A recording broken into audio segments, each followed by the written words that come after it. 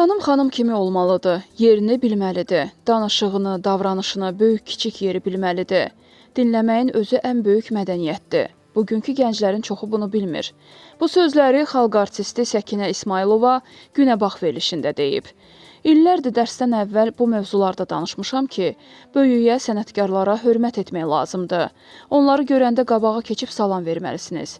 Yəni, həddinizi bilməlisiniz. Vaxtım olanda efirlərə baxıram. Görürsən ki, böyük oturub, öz ustadının yanında ayağını aşırıb ayağının üstünə. Baxıram və düşünürəm ki, bu necə ola bilər?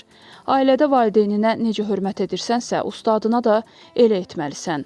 Ana, ata övladı dünyaya gətirir, amma ustadı onu göylərə qaldırır. Bu bir filosofun sözüdür, özümdən demirəm. Ustad ondan vətənə yararlı vətəndaş yetişdirməyə çalışır. Bizim gözəl mədəniyyətimiz var. Mən sevinirəm ki, mənim müəllimim Rəşid Behbudov olub. O deyirdi ki, biz hansı ölkəyə gediriksə, öz ölkəmizin simasıyıq. Səhnə də bunu istəyir. Mən ustadlarımdan nə görmüşəmsə, onları da tələbələrimə öyrədirəm. Daşıdığınız muğam bunu tələb edir. Sən geyiminə diqqət et, davranışına fikir verməlisən. Muğama başqa cür yanaşmaq olmaz.